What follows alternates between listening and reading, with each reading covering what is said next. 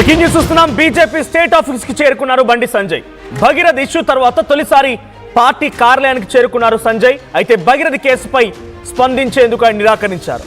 Media ప్రశ్నలకి సమాధానం చెప్పకుండా వెళ్లిపోయారు కేంద్ర మంత్రి. అయితే సంజయ్ ని కలిసేందుకు భారీగా అక్కడికి కార్యకర్తలు కూడా తరలి వచ్చారు. జై బండి సంజయ్, జై మోదీ అంటూ నినాదాలు చేస్తూ బండి సంజయ్ ని లోపలికి కార్యాలయం లోపలికి ఆహ్వానిస్తూ ఆయన్ని వెల్కమ్ చేశారు. అయితే ఈ నెల 8న భగీరథ్ పై పోక్సో కేసు నమోదైంది. పోక్సో కేసులో బండి సంజయ్ కొడుకుకు ఉచ్చు బిగిసింది. ఆ తర్వాత అటు భగీరథ్ని ములాఖత్లో ఇప్పటివరకైతే బండి సంజయ్ కలలేదు. బండి సంజయ్కి సంబంధించిన కుటుంబీకులు అటు భగీరథ్ తల్లి బండి భగీరథ్ ని కలిసినట్టు తెలుస్తోంది ములాఖత్లో భాగంగా. అయితే భగీరథ్ ఇష్యూపై బీజేపీ హైకమాండ్ సీరియస్ గా ఉంది.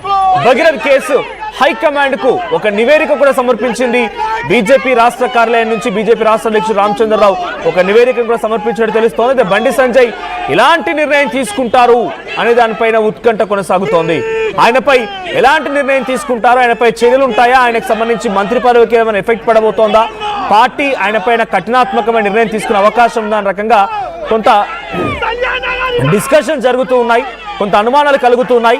ఇదే సిచ్యువేషన్ లో ఆయన కార్యాలయానికి చేరుకోవడం, ఆయన్ని చాలా పెద్ద మొత్తంలో అక్కడికి చేరుకున్నటువంటి కార్యకర్తలు ఆహ్వానించడం, ఆయన్ని జై సంజయ్ అంటూ నినాదాలు చేస్తూ సంజయ్ నాయకత్వం వర్ధిల్లాలు అంటూ ఆయన పైన కొంత ప్రైజ్ చేస్తున్నట్టుగానే ఆ కార్యకర్త అందరూ కూడా లోపలికి తీసుకెళ్లారు. ఒకసారి ఆయన కార్యాలయానికి చేరుకోగానే ఎటువంటి హై టెన్షన్ ఉంది, కార్యకర్తల తాకిడి ఎలా ఉంది, ఆ విజువల్ చూద్దాం.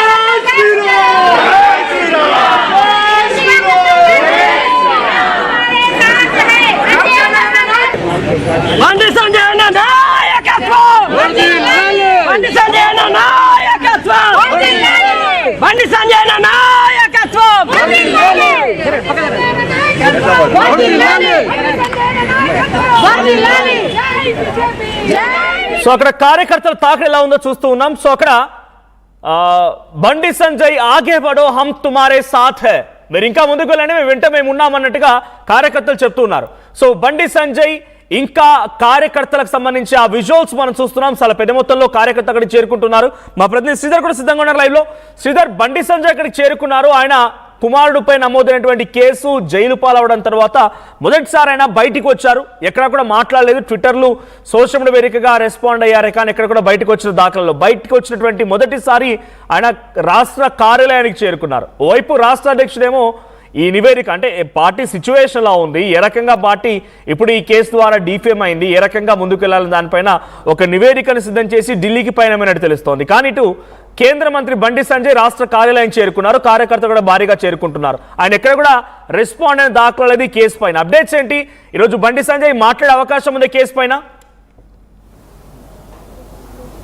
మనోజ్, బీజేపీ రాష్ట్ర కార్యాలయానికి బండి సంజయ్ వచ్చారు. ఎప్పుడైతే బండి సంజయ్ వస్తున్నారని తెలిసిందో అప్పటి నుంచి కూడా పెద్ద ఎత్తున బీజేపీ రాష్ట్ర కార్యాలయానికి ఉదయం నుంచి తమ నాయకుడు, తమ లీడర్ ఎప్పుడు వస్తాడా అని చెప్పి కూడా కార్యకర్తలు కొంత ఆసక్తితో ఎదురు చూశారు. రాగానే బండి సంజయ్కి పెద్ద ఎత్తున కూడా ఇక్కడ స్వాగతం పలికారు. బీజేపీ రాష్ట్ర కార్యాలయంలో స్వాగతం పలకడమే కాకుండా బండి సంజయ్కి మద్దతుగా నినాదాలు చేశారు. నీ వెంట ఉంటామంటూ కూడా నినాదాలు చేయడమే కాకుండా బండి సంజయ్ సైతం కూడా మీడియా అంతా కవరేజ్లో ఉన్న మీడియాతో మాట్లాడకుండా పైకి వెళ్ళాడు. వచ్చినటువంటి సంజయ్ని గెలవనికి వచ్చినటువంటి ఒక్కొక్క కార్యకర్త కూడా బండి సంజయ్ కూడా మాట్లాడుతున్నాయని కార్యకర్తలు కూడా పలకరిస్తున్నారు. ఎందుకంటే ఈ కేసుకు సంబంధించిన అంశం నుంచి కూడా ఎప్పుడైతే మొదలైంది అప్పటి నుంచి కూడా ఒక బహిరంగ సభ, మరొక పక్క అక్కడ ఏకతాయాత్రలు తప్ప ఎక్కడ కూడా బాహటంగా బండి సంజయ్ మాట్లాడలేదు. కేవలం సోషల్ మీడియా ద్వారా వేదిక ద్వారానే కొంత తన అసహనాన్ని జరిగినటువంటి పరిణామాలకు సంబంధించి కూడా అక్కడనే తను పేర్కొన్నాడు తప్ప బండి సంజయ్ భగీరథ జైలుకు వెళ్ళిన అనంతరం కూడా కొంత గ్యాప్ తీసుకొని అయినా ఒక్కసారిగా పార్టీకి సంబంధించి పార్టీ ఇష్యూకి సంబంధించిన విషయాల మీద అన్నిట్లో గమనించి కూడా ఈరోజు బీజేపీ రాష్ట్ర కార్యాలయానికి వచ్చారు. రాష్ట్ర కార్యాలయానికి రావడం కూడా పెద్ద ఎత్తున కార్యకర్తలు కూడా ఒకవైపు స్వాగతం పలికారు. ఇంకోవైపు అటు రామచంద్రరావు ఢిల్లీలో ఉన్నారు. ఢిల్లీకి సంబంధించి నివేదిక ఇస్తారని పెద్ద ఎత్తున చర్చ జరుగుతుంది. అసలు కొంతమంది కార్యకర్తలు మనతో ఉన్నారు, మనోజ్, వాళ్ళతో మాట్లాడించేటువంటి ప్రయత్నం చేద్దాం. బండి సంజయ్ ఇష్యూకి సంబంధించి కానివ్వండి, భగీరథ అంశానికి సంబంధించి కానివ్వండి, బండి సంజయ్ని కేంద్ర మంత్రి పదవి నుంచి తొలగిస్తారంటూ కూడా పెద్ద ఎత్తున పార్టీలో కూడా చర్చనీయాంశమైంది. వారితో మనకు కొంతమంది బీజేపీ రాష్ట్ర కార్యంలో కార్యకర్తలు ఉన్నారు, వారికి సంబంధించి మాట్లాడించేటువంటి ప్రయత్నం చేద్దాం. సంజయ్ అయితే చాలా రోజుల తర్వాత బండి సంజయ్ మీ కేంద్ర మంత్రి గారు వచ్చారు. ఏం చెప్తారు అసలు బండి సంజయ్ గారికి సంబంధించి ఇష్యూకి సంబంధించి? చూడండి అన్న, భారతీయ జనతా పార్టీ కార్యాలయం వచ్చినారు అంటే ఈ కార్యాలయంలో దేశంలో ఉన్న కానీ తెలంగాణలో ప్రతి ఒక్క కార్యకర్తకి భారతీయ జనతా పార్టీ ఆఫీస్ అంటే ఒక ఇల్లు. ఆ ఇల్లులో ప్రతి ఒక్క కార్యకర్త ఇక్కడ రావచ్చు, వచ్చి మన సమస్య కోసం మాట్లాడవచ్చు. ముఖ్యంగా చెప్పాలంటే బండి సంజయ్ గారు ఈ తెలంగాణకి మాజీ అధ్యక్షుడు, మళ్ళీ ఇప్పుడు కేంద్ర మంత్రి. ఆయన హక్కు ఎంత ఉంది అంటే మన ప్రతి ఒక్క కార్యకర్తకి ఎట్లా హక్కు ఉంది, ఆయన కూడా హక్కు ఉంది. కానీ బండి సంజయ్ గారు పార్టీ ఆఫీస్ వచ్చినారంటే బండి సంజయ్ గారు పార్టీ ఆఫీస్ వచ్చిన తర్వాత మా పార్టీకి ఎట్లా పని చేయాలి, ఏం చేయాలి, ముందు చర్య ఏముంది, ఏమేం చేయాలి మాట్లాడడానికి భారతీయ జనతా నార్మల్గా వస్తే ఓకే. అలా కుమారుడిపై కేసు నమోదయ్యింది, తను జైలుకు వెళ్ళాడు కాబట్టి బండి సంజయ్ పొలిటికల్ కెరీర్ కూడా ముగిసిపోతుంది అన్న చర్చనీయాంశంగా మారింది. దాంట్లో భాగంగా బండి సంజయ్ సడన్గా రావడం ఉన్నటువంటి అర్థం ఏందనేది కొన్ని క్వశ్చన్స్ అలా. ఫస్ట్గా చెప్పాలి అంటే జీవితంలో ప్రతి ఒక్క వ్యక్తికి ఒక సమస్య ఉంటాయి. ఎవరైనా ఉండని, డాక్టర్ కానీ, ఇంజనీర్ కానీ, పోలీస్ కానీ, ప్రతి ఒక్క ఇల్లులో ఒక పరేషాని ఉంటాయి. కానీ ఆ పరేషానితోని లేదంటే ఆ టెన్షన్తోని ఆ కెరియర్ జడ్జ్ చేసే బాధ్యత ఎవరు లేదు. మరి బండి సంజయ్ గారు కొడుకు ఎట్లా చేసినా అంటే ఈ కోర్టు ఇప్పుడు కోర్టులా నడుస్తుంది. అది చాలా పెద్ద ఈ ఇష్యూ ఏం లేదు. కోర్టులో ఏమేమి జరుగుతాయి అదే మళ్ళీ చేయొచ్చు. కానీ బండి సంజయ్ గారు చేసినా ఇక్కడ వచ్చినా అంటే చాలా తప్పు. జీవితంలో ప్రతి ఒక్క వ్యక్తికి ఏదో ఒకటి టెన్షన్ ఉంటాయి, ఏదో ఒకటి ప్రాబ్లం ఉంటాయి. కానీ ఆ ప్రాబ్లం టెన్షన్తో తీసుకొని ఒక కెరియర్లో ఏదైతే మనం జాబ్ కానీ, బిజినెస్ కానీ, లేదంటే పొలిటికల్ ఫీల్డ్లో మీరు ఏదైనా ఎమ్మెల్యే కానీ, ఎంపీ కానీ, మినిస్టర్ కానీ ఆయన చేస్తున్నంటే చాలా తప్పు విషయం. ప్రజలు కూడా గమనించున్నారు. ప్రజలకి కూడా తెలుసు ప్రతి ఒక్క వ్యక్తికి మనం ఏమేమి చేయాలి, ఎట్లా చేయాలి అని అదైతే విషయం ఉంది అన్న.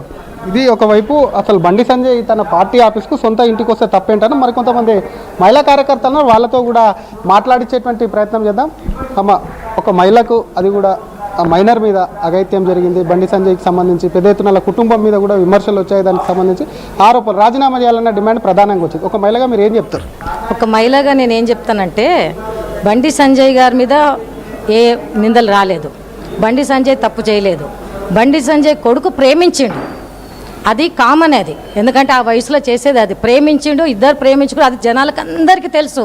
కానీ అయినా కానీ దాని అపోజిషన్ ఏంటిదంటే దాన్ని ఒక రకంగా చిత్రీకరించి చూపిస్తున్నారు. అది నిజాలు అన్నీ బయటపడ